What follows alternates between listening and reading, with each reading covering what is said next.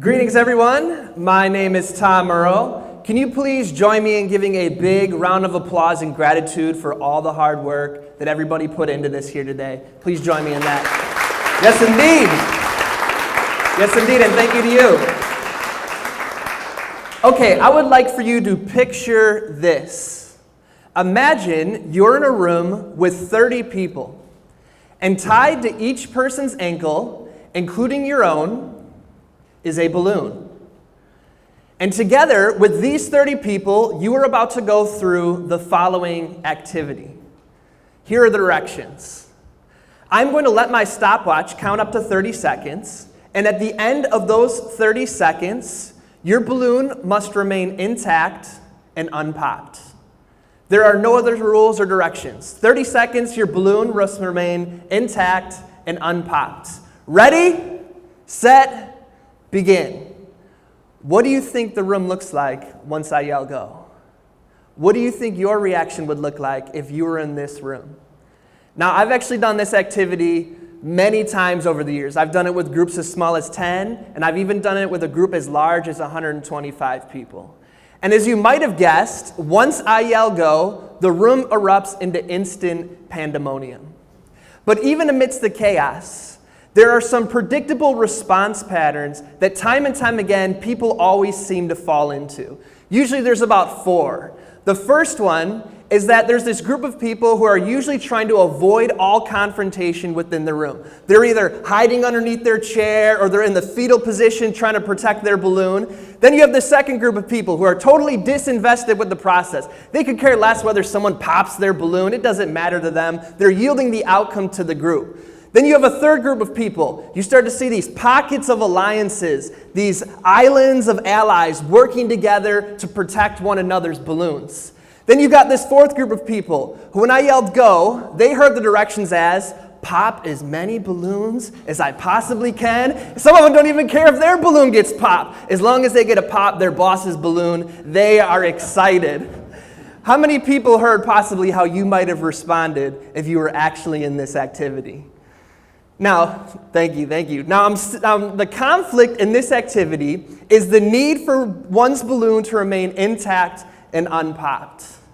Now, let's say that the same objective with these group of people, the new objective is that as a group, you must all decide on one place to go out to eat, and everyone has a different dietary need.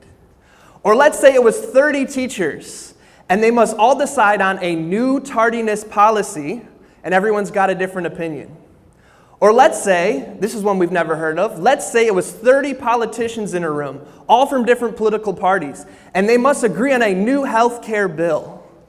Do you think that we might see some of these same reactions we saw during the balloon activity? Might there be some people who are avoiding conflict, who are disinvested with the process, people who are working together while others are cooperating? Now, when I'm debriefing this activity with groups, I say to them, why was it that people started popping balloons to begin with? The directions were just that you need your balloon to remain intact and unpopped. If people wanted to, they could have just sat down, talked about the weather, and everyone's balloon would have remained intact and unpopped. They would have met the objective. But why is it that every time I do this activity, a lot of people go for popping balloons? And as we talk about that with the group, people start to say that they just never even conceived of that possibly happening. One of the biggest determinants of how we will respond to conflict is our core belief of what is conflict in and of itself. If I believe that conflict is something that is inherently going to lead me to pain, we might assume that person would avoid conflict. If I believe that conflict is inherently a game of winners and losers, and I must be that winner, we might guess that person might respond to conflict in a competitive way. But what if I believe that conflict is good for me and for my relationships? What possibilities might open up from this core belief? I'm here today to invite you to reflect upon what are your core beliefs around what is conflict. And to that end, I'm going to offer you 3 things to consider. Does that sound good? I just want to make sure y'all are ready, though. So if you're ready to hear my first thing, let me hear you say, yeah. Oh, no, y'all ain't ready. If you're really, really ready, let me hear you say, oh, yeah. Oh, yeah. Okay, now y'all are ready. First thing, I want you to consider viewing conflict as an opportunity. Because conflict itself is neither negative nor positive. Rather, it is a neutral opportunity. How we work through that opportunity is ultimately what will decide if it is a negative or positive outcome.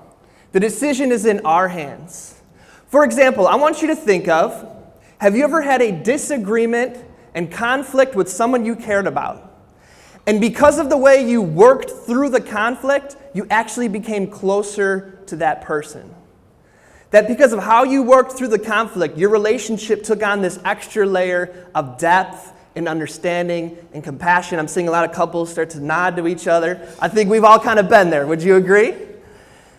When I was early in my career, I was serving at Community Tampa Bay's Anytown program, which brings about 100 diverse high school students together for a week, overnight, and we work towards creating a world free from discrimination.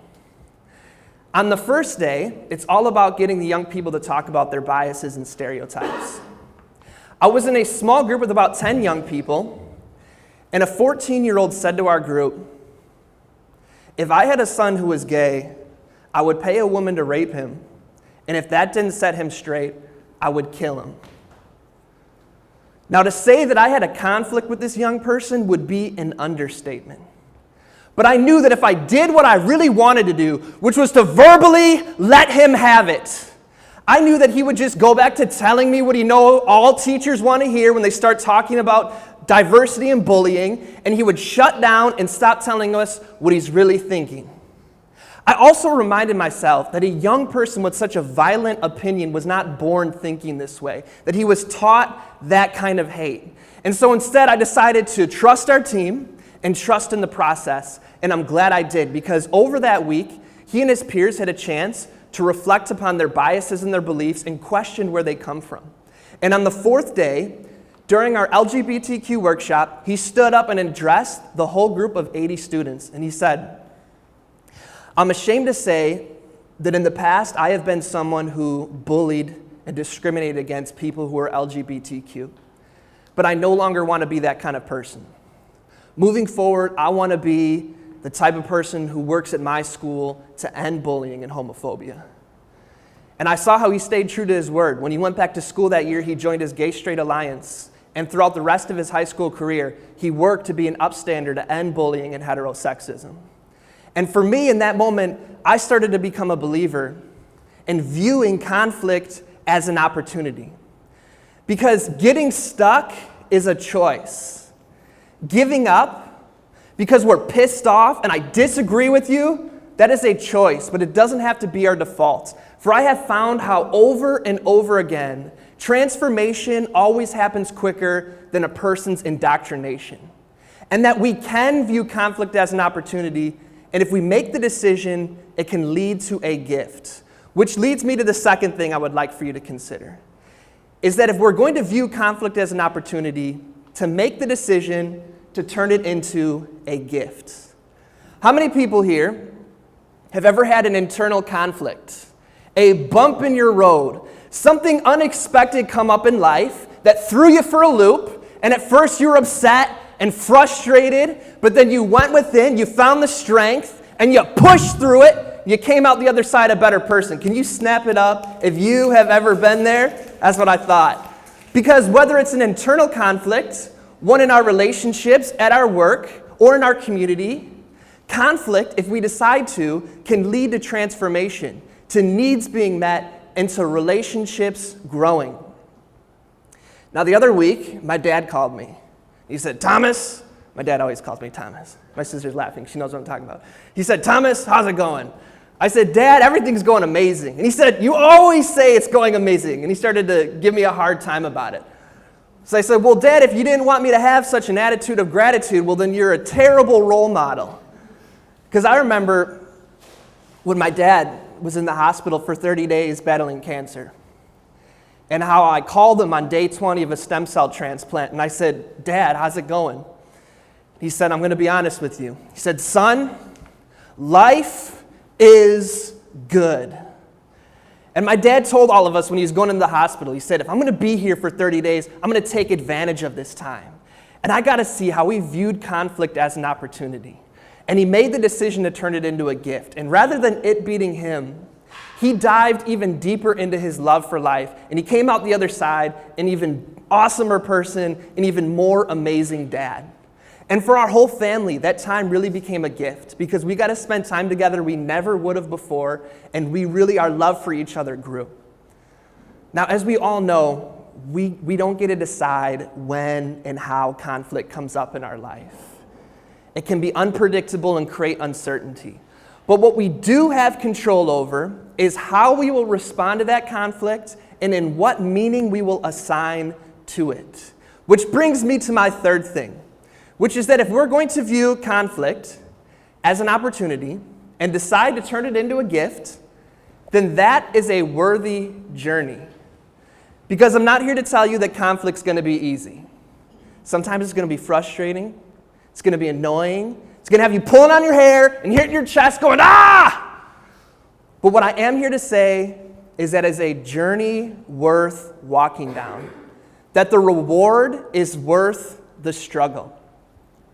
For we live in a time of polarization, of borders, walls, and divisions, where there's little room for nuance or gray areas. But if we continue to avoid conflict, if we leave the conversation in the hands of online trolls and extremists, then we're going to continue down the same path.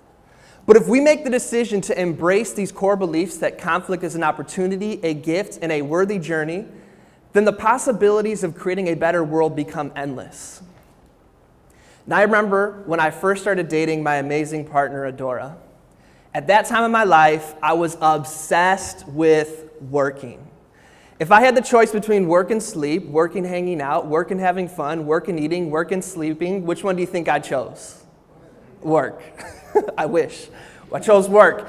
It was all about work, work, work, work, work. Rihanna was my theme song. And I know it wasn't always easy for my partner to say to me, can we have a conversation about this? Especially when I was traveling through life with the momentum of a high-speed train, and sometimes my first response wasn't always my best response.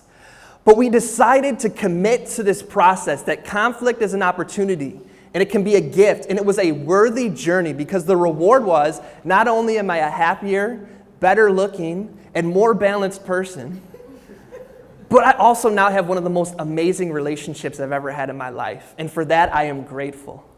And so I want you to reflect upon what is a conflict in your life that is worth the journey of working through. Now, in order for us to move forward doing something new in life, we have to have a vision that is motivating enough to get us moving. And so here's my vision that got me moving towards conflict. My vision is that when we as individuals and as a collective, when we start to embrace these core beliefs of conflict, I believe we can create a world where everyone is treated with dignity and respect. A world free from discrimination and oppression. A world where everyone's needs can be met and where life is filled with expression and joy. And when I start to feel myself going into old habits, when I start to go through tough times, I want to give up on conflict, I remind myself of that, and it gets me moving again. So my invitation to you is that before you go to sleep tonight, just even for a minute, think of what is your vision of what embracing conflict can do for your life and for your community. When we switch our perception of conflict from it being something that always leads to pain, and we embrace the core beliefs that conflict is an opportunity, a gift, and a worthy journey, when we do that, we can lose the fear around conflict. For it's true, as I said, you can't decide or control when conflict comes up in your life, and it can create uncertainty and fear. But what we can control is what our reaction will be and in what meaning we will give to the conflict that comes into our life. And over again, I've seen how when we work with it, conflict can lead to transformation, can lead to growth, can lead to relationships being strengthened. And that's why, my friends, I believe that conflict is good for you and for your relationships. Thank you so much for your time. I appreciate it.